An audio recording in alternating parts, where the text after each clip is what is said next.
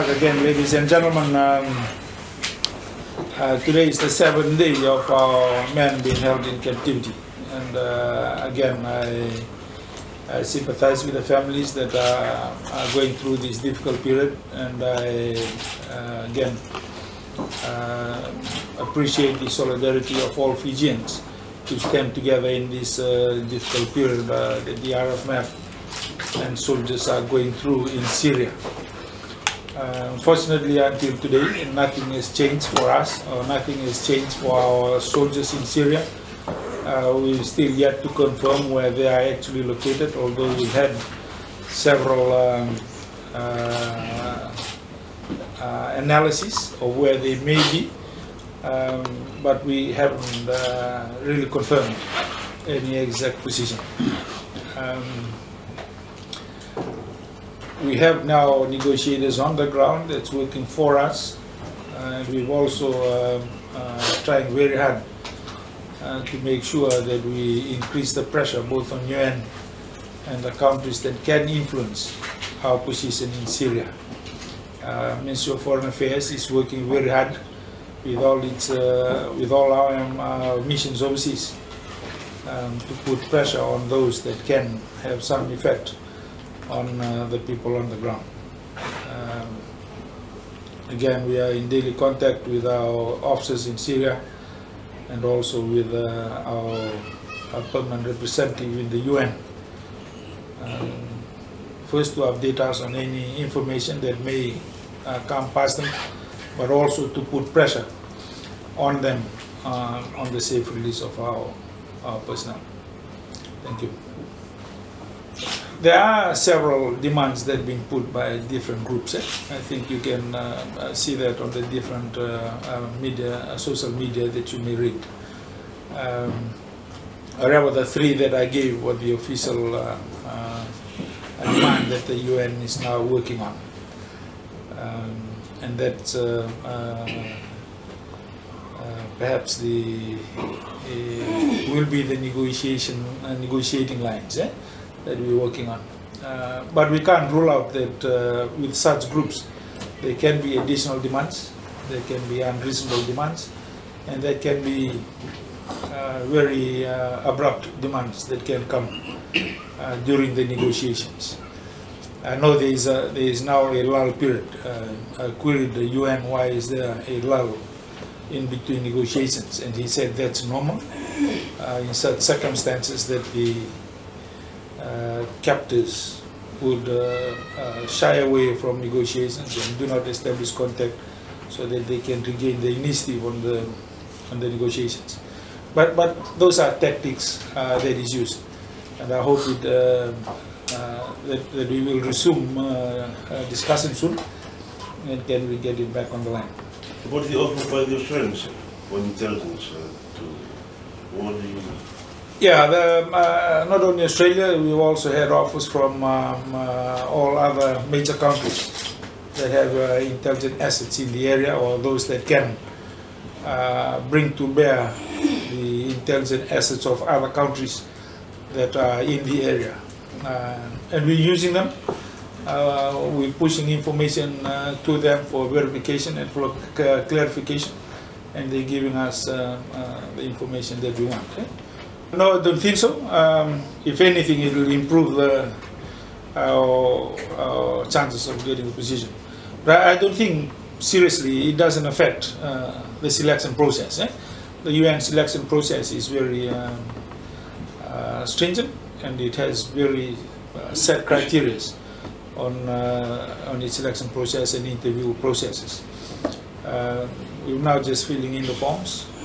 He hasn't gone in for interview. But that's the last thing on our mind now.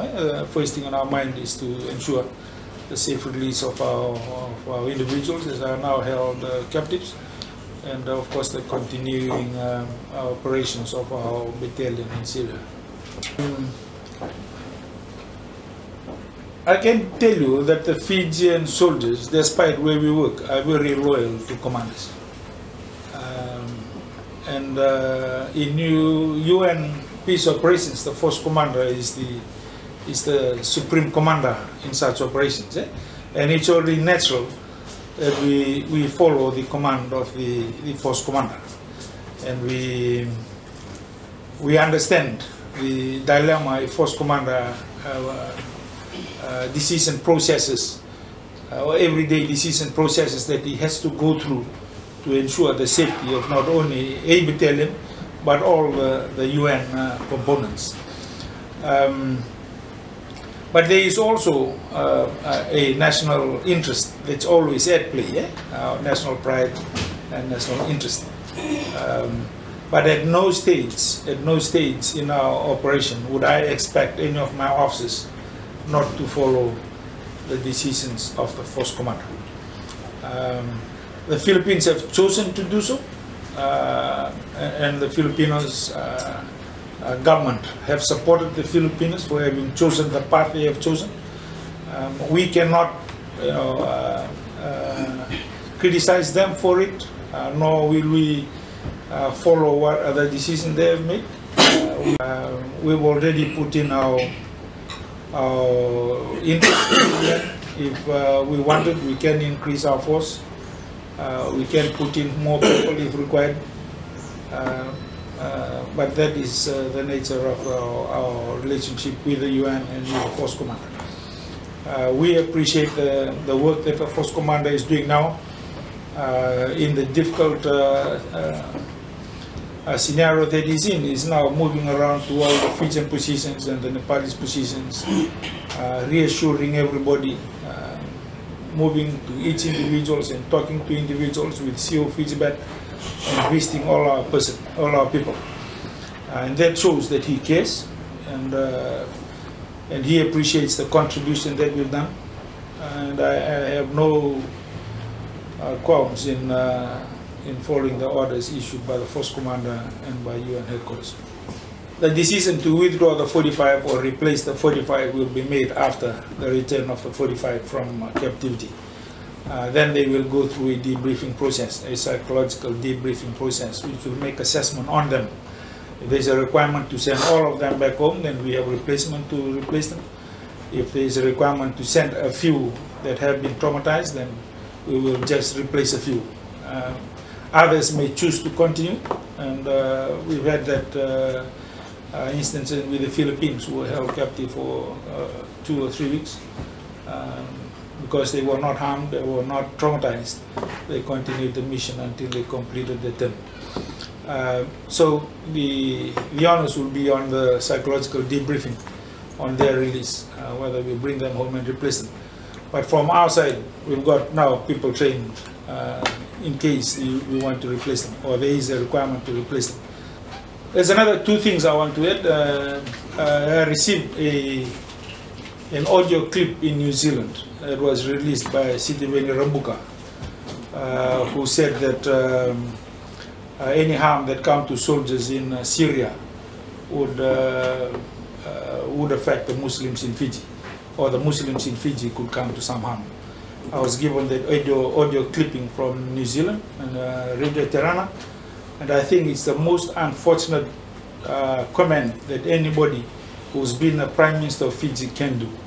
It's very irresponsible, and I think it's closing in on inciting violence in Fiji, and we should condemn it. And I hope all media organizations condemn that remark, and we hold Sitiveni accountable for those remarks that he's made. And I say again, it's very irresponsible, and a person who's been a commander of the RFMF, a person who's been a Prime Minister of Fiji, a person who has lived in multiracial community as ours, continue to make these comments only shows the sick attitude of that individual.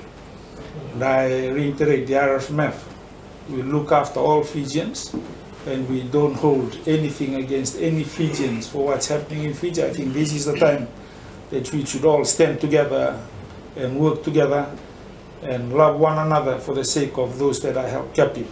It is not the time to start pointing fingers at others, especially internally, and I condemn that remark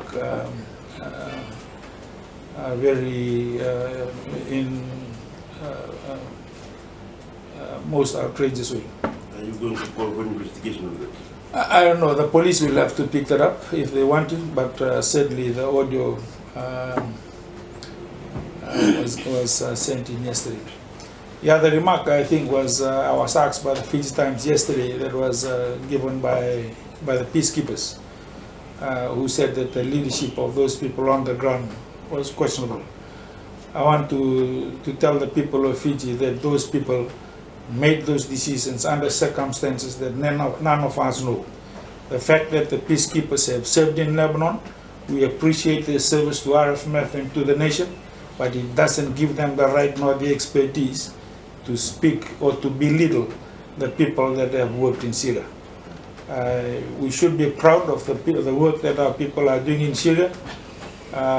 We should accept that they made decisions under the circumstances that they only know at that time the decisions were made, and we should not belittle anyone.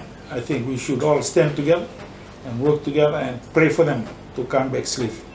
Those are two comments that I think were very irresponsible from people that should not make those comments. And I think we should stay together and condemn those kind of comments, because at the moment we need to all work together. We have to make sure that the solidarity of all Fijians are intact whilst we go through this difficult period, for the sake of the families of the soldiers there, and also for the morale of the peacekeepers that are working overseas, not only there, but also in Iraq and Sinai. Thank you.